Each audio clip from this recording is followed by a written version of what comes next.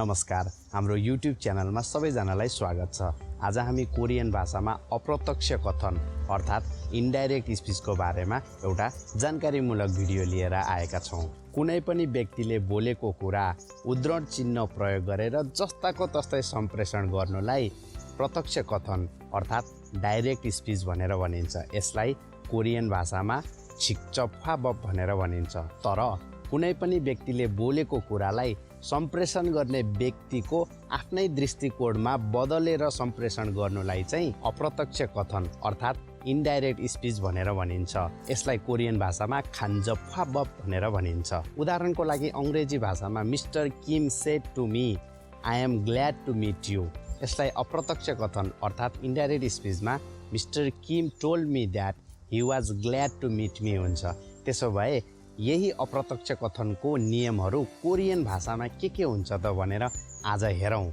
Korean भाषामा अप्रत्यक्ष कथनको नियम बुझ्नको लागि जम्मा 4 वटा वाक्यको नियमहरू जान्नुभए हुन्छ। नम्बर 1 मा सरल वाक्य, नम्बर 2 मा सुझाव अनुरोधवाला वाक्य, नम्बर 3 मा प्रश्नवाचक वाक्य र नम्बर 4 मा आज्ञार्थक वाक्य। त्यसो भए सरल वाक्यबाट सुरु गरौँ। सरल वाक्यभित्र पनि वर्तमान, भूत र भविष्य काल गरेर 3टा कालहरूमा विभिन्न नियमहरू छन्। सर्वप्रथम वर्तमान कालमा। वर्तमान कालमा यदि क्रिया छ भने क्रियामा पनि वाच्यम छ कि छैन हेर्नु पर्दछ। यदि क्रियापदमा वाच्यम छ भने निन्दागो हादा, यदि वाच्यम छैन भने निन्दागो हादा। उदाहरणको लागि मङ्निन्दागो हादा, थिन्निन्दागो हादा, छान्निन्दागो हादा र यदि वाच्यम छैन भने निन्दागो हादा। जस्तै खान्दागो हादा, ओन्दागो हादा, हान्दागो हादा।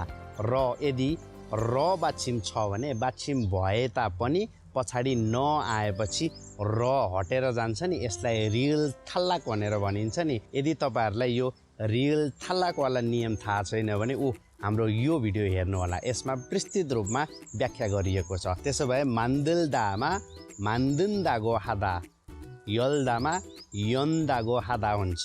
यी त थिए क्रियापद हुँदाका नियमहरू। यदि विशेषण छ भने वाच्यम भए पनि नभए पनि थागो हादा मात्रै। जस्तै येप्दागो हादा, खदागो हादा, छाक्तागो हादा, मान्थागो हादा, खिल्दागो हादा। त्यसो भए सरल वाक्यमा वर्तमान कालको नियम सकियो। अब भूतकालको नियम हेरौँ। भूतकालमा चाहिँ नि वाच्यम भए पनि नभए पनि क्रियापद भए पनि विशेषण भए पनि केही मतलबै नराखी अर्थात् साङ्वान अप्सी आत अद थागो हादा। जस्तै क्रियापदमा हेत्तागो हादा, थिरत्तागो हादा, खात्तागो हादा, वात्तागो हादा, मन्दिरत्तागो हादा, यरत्तागो हादा। त्यस्तै गरी विशेषणमा पनि आत अद तागो हादा। जस्तै येपत्तागो हादा, खत्तागो हादा, छागात्तागो हादा, मानात्तागो हादा, सात्तागो हादा। र भविष्यकालमा चाहिँ इल्कसिरागो हादा। यसलाई छोटकरीमा इल्करागो हादा पनि भनिन्छ। जस्तै मगुल्करागो हादा, खाल्करागो हादा, हाल्करागो हादा, थिरिल्करागो हादा। केही उदाहरणहरू हेरौँ। मिन्सुले भन्यो ओनिल सौल खायो। मिन्सुले भनेको कुरालाई सुनेर त्यो सुनेको कुरालाई अर्को दोस्रो व्यक्तिलाई सम्प्रेषण गर्नु पर्यो भने मिन्सुगा ओनिल सौल खान्दागो हेयो अथवा खान्दागो हेस्सयो। सन्छेङनिम थामचुए सिहमी इस्सयो, सन्छेङनिमी थामचुए सिहमी इत्तागो हेस्सयो। याद गर्नुहोला, इत्ता अप्ता कोरियन भाषामा जहिले पनि विशेषण हो। अङ्ग्रेजी भाषामा चाहिँ be verb is am was were भनेर बी भर्ब भनिन्छ, क्रियापद भनिन्छ। तर कोरियन भाषामा चाहिँ इत्ता अप्ता जहिले पनि विशेषण हो। यसलाई इत्तागो हेयो अथवा इत्तागो हेस्सयोलाई छोटकरीमा इत्तेयो भनेर पनि भनिन्छ। खुवाङ मिरी हाङ्गोङ कोनल येयाक हाम्यान छर्याम हेयो। खुवाङ सिगा मिरी हाङ्गोङ कोनल येयाक हाम्यान छर्याम हादागो हेयो अथवा छोटकरीमा छर्याम हादेयो। सुमी खसारामी नेइल वायो, सुमीका खसारामी नेइल ओन्दागो हेस्सयो अथवा ओन्देयो। मिन्सु खयङवागा छेमी इस्सयो, मिन्सुगा खयङवागा छेमी इत्तागो हेस्सयो। 어थवा छोटकरीमा 재미있대요. 슬기 그녀가 예뻐요. 슬기가 그녀가 예쁘다고 해요. 어থवा 예쁘대요. 민수 어제 밥을 안 먹었어요. 민수가 어제 밥을 안 먹었다고 했어요. 어থवा छोटकरीमा 안 먹었대요. 수민 내일 학교에 안 갈 거예요. 수민이 내일 학교에 안 갈 거라고 했어요. 어থवा 안 갈 거래요. 요 छोटकरीमा 예쁘대요, 안 간대요, 한대요, 온대요 यो छोटकरीमा भन्नेवाला चाहिँ नि लिखितमा होइन कि बखतमा मात्र प्रयोग गर्दा राम्रो हुनेछ।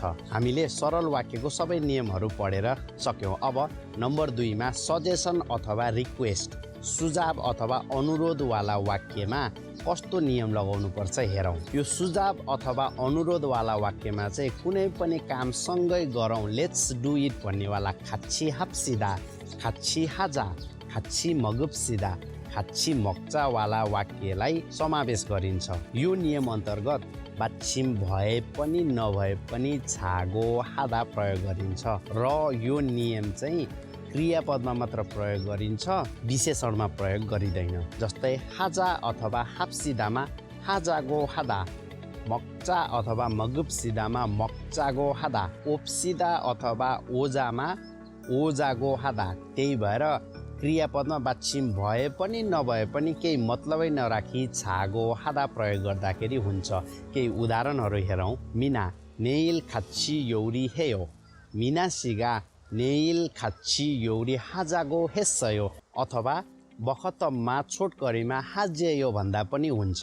सुमिन नुनी 오면 같이 눈사람 만들자. 수민이 눈이 오면 같이 눈사람을 만들자고 했어요. 어থवा 만들재요. 남편 우리 조금 조용한 곳으로 이사를 가자. 남편이 아내에게 조금 조용한 곳으로 이사를 가자고 했어요. अथवा 가재요. अब तेस्रो नम्बरमा प्रश्नवाचक अर्थात् इन्टेरोगेटिभ सेन्टेन्समा के नियम लगाउनु पर्दछ त? यो प्रश्नवाचक वाक्यमा पनि बाछिम भए तापनि नभए तापनि न्यागो हादा प्रयोग गर्नु पर्दछ। न्यागो हादा, मक्ता मङ्न्यागो हादा, छादा छान्यागो हादा, सादा सान्यागो हादा, थित्ता थिन्यागो हादा।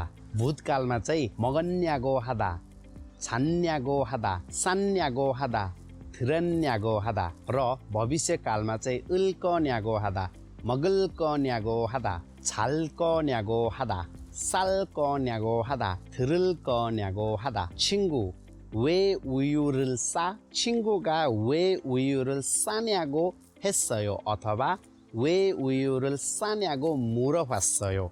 यसलाई बखतममा चाहिँ छोटकरीमा 왜 싸네요 पनि भन्न सकिन्छ। 선생님 가족들에게 자주 연락해요? 선생님이 가족들에게 자주 연락하냐고 물어봤어요. अथवा 자주 연락하냐고 했어요. यसलाई छोटकरीमा 연락하네요 पनि भन्न सकिन्छ। 미나 내일 비가 와요?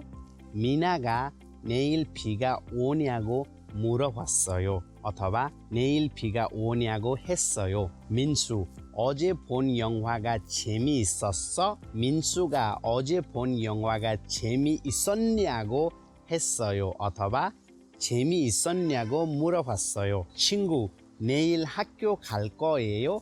친구가 내일 학교 갈 거냐고 했어요. अथवा 갈 거냐고 물어봤어요. त्यसो भए चौथो नम्बरमा अर्डर, कमान्ड अथवा आज्ञा दिने वाक्य, आज्ञार्थक वाक्यको बारेमा नियमहरू हेरौँ। वाक्यमा उसेयो अथवा छुसेयो आयो भने यो नियम लगाउनु पर्दछ। आज्ञार्थक वाक्यमा चाहिँ बाछिम छ भने रागो हादा प्रयोग गर्नुपर्छ, बाछिम छैन भने रागो हादा प्रयोग गर्नुपर्दछ। जस्तै ओदा ओसेयो ओरागो हादा, मक्ता मगुसेयो मगुरागो हादा, हादा हासेयो हारागो हादा, 찾다 찾으세요 찾으라고 하다, 말다 마세요 말라고 하다। केही उदाहरणहरू हेरौँ। 어머니 자주 연락해, 어머니가 자주 연락하라고 했어요। अथवा बखतममा चाहिँ छोटकरीमा छाजु यल्लाक हारेयो पनि भन्न सकिन्छ। ख्वाल्लिजा यगी थाम्बेरिल फ्युजी मासेयो ख्वाल्लिजागा यगी थाम्बेरिल फ्युजी माल्लागो हेस्सयो अथवा छोटकरीमा माल्लेयो। खिसानिम मोदुन सुङ्गेक्तिरी आन्जन तिरिल मेसेयो खिसानिमी मोदुन सुङ्गेक्तिरेगे आन्जन तिरिल मेरागो हेस्सयो अथवा छोटकरीमा मेरेयो। सन्सेङनिम मिना यगी आन्जा सन्सेङनिमी मिना एगे यगी आन्जिरागो हेस्सयो अथवा छोटकरीमा आन्जिरेयो। आज्ञार्थक वाक्यको नियममा छुटाउनै नहुने एउटा कुरो छ छुसेयोमा के भनेर भन्ने। छुसेयोमा दुईटा नियम छ, छुरागो हादा हुन्छ अथवा थाल्लागो हादा हुन्छ। कस्तो केसमा छुरागो हादा हुन्छ र कस्तो केसमा थाल्लागो हादा हुन्छ हेरौँ एकचोटि। वाक्यमा कर्ताले आफूले आफ्नै लागि सहयोग मागेको छ अथवा त्यो कामको असर कर्तालाई नै पर्दछ भने त्यस्तो अवस्थामा थाल्लागो हादा प्रयोग गर्नु पर्दछ। र यदि त्यो केस होइन र अरू कुनै दोस्रो व्यक्तिको लागि सहयोग मागिरहेको छ भने छुरागो हादा प्रयोग गर्नु पर्दछ। जस्तै साजाङनिम नेइल आछिमे छन्वा हे छ। यहाँनिर साजाङनिमले उसलाई फोन गर भनेर भन्या हो नि। यो वाक्यमा कामको असर साजाङनिमलाई नै पर्छ नि। त्यसो भए यसलाई अप्रत्यक्ष कथनमा साजाङनिमी नेइल आछिमे छन्वा थाल्लागो हेस्सयो भन्नु पर्दछ। ख्वाजाङनिम इगच्चोम थोवा छुसेयो। यहाँनिर पनि ख्वाजाङनिमले आफूले आफ्नै लागि सहयोग मागेको छ नि है। त्यसो भए यहाँ पनि थाल्लागो हादा प्रयोग गर्नु पर्दछ। ख्वाजाङनिमी इगच्चोम थोवा थाल्लागो हेस्सयो। अम्मा खालमनी के सागवा चोम खात्ता थिर्यो। यो वाक्यमा चाहिँ आमाले हजुरआमालाई स्याउ दिनु भनेर चाहिँ नि भन्नुभएको छ। हालमनी के भनेको हालमनी एगेको नोफिम्माल हो र थिर्यो पनि छुदाको नोफिम्माल हो। त्यसो भए यसलाई अप्रत्यक्ष कथनमा चाहिँ नि अम्मागा हालमनी के सागवा चोम खात्ता छुरागो हेस्सयो अथवा खात्ता थिर्यरागो हेस्सयो भन्नु पर्दछ। थिम्जाङनिम यी सर्युरल मिनासिएगे छने छुसेयो। यहाँनिर पनि थिम्जाङले मिनालाई यो डकुमेन्टहरू दिनु भनेर भनेको छ। त्यसो भए यो वाक्यको असर कर्ता अर्थात् थिम्जाङलाई त पर्दैन नि। त्यसो भए यहाँनिर पनि थाल्लागो होइन कि छुरागो हादा प्रयोग गर्नु पर्दछ। त्यसो भए थिम्जाङनिमी यी सर्युरल मिनासिएगे छने छुरागो हेस्सयो भनेर भन्नु पर्दछ। यो छुरागो हादा प्रयोग गर्ने कि थाल्लागो हादा प्रयोग गर्ने भन्ने बारेमा एउटा सिनारियो हेर्नुभयो भने अझ राम्रोसँग बुझ्न सक्नुहुनेछ। आमा बुवा र बच्चा बजार गएछन्। बच्चाले खेलौना देखेछ। कोरियन भाषामा खेलौनालाई छाङनानगाम भनेर भनिन्छ। त्यसो भए बच्चाले खेलौना देखेर आमालाई भनेछ अम्मा छाङनानगाम सा छ।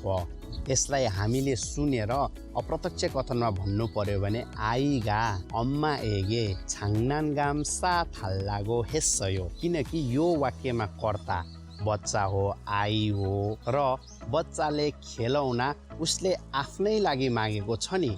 त्यसो भए त्यस्तो अवस्थामा थाल्लागो हादा प्रयोग गर्नु पर्दछ। अब एकैछिनको लागि कल्पना गरौँ कि आमाले बच्चालाई छाङनानगाम अर्थात् खेलौना किन्दिन भन्यो, आन्दे भनेर भन्यो। बच्चा रुन थाल्यो। बच्चा रोएपछि त्यो देखेर अब बुवाले श्रीमतीलाई हेरेर भन्यो कि यबया आइएगे छाङनानगाम सा छ। यहाँनिर बुवाले खेलौना किन्दे भनेर त भनेको हो, तर बुवा आफ्नो लागि होइन कि कसको लागि मागिरहेको छ? बच्चाको लागि मागिरहेको छ। त्यसो भए यहाँनिर कर्ताले आफूले आफ्नै लागि मागे त होइन नि। यस्तो ठाउँमा छुरागो हादा प्रयोग गर्नु पर्दछ। यसलाई अप्रत्यक्ष कथनमा आप्पागा अम्मा एगे आई एगे छाङनानगाम सा छुरागो हेस्सयो भन्नु पर्दछ। आजको भिडियो तपाईँहरूलाई कस्तो लाग्यो? यदि मन पर्यो भने एक लाइक गरिदिनु होला र साथीभाइहरूलाई पनि सेयर गरिदिनु होला। यदि यस्तै भिडियोहरू हेर्न चाहनुहुन्छ भने हाम्रो च्यानललाई सब्स्क्राइब गरिदिनु होला र साथैमा रहेको बेल आइकन पनि थिचिदिनु होला ताकि हामीले अपलोड गरेको भिडियोको नोटिफिकेसन सबैभन्दा पहिला तपाईँले पाउन सक्नुहुनेछ। अर्को भिडियो नआइन्जेलसम्मको लागि सबैजनालाई बाई बाई, अन्यङ।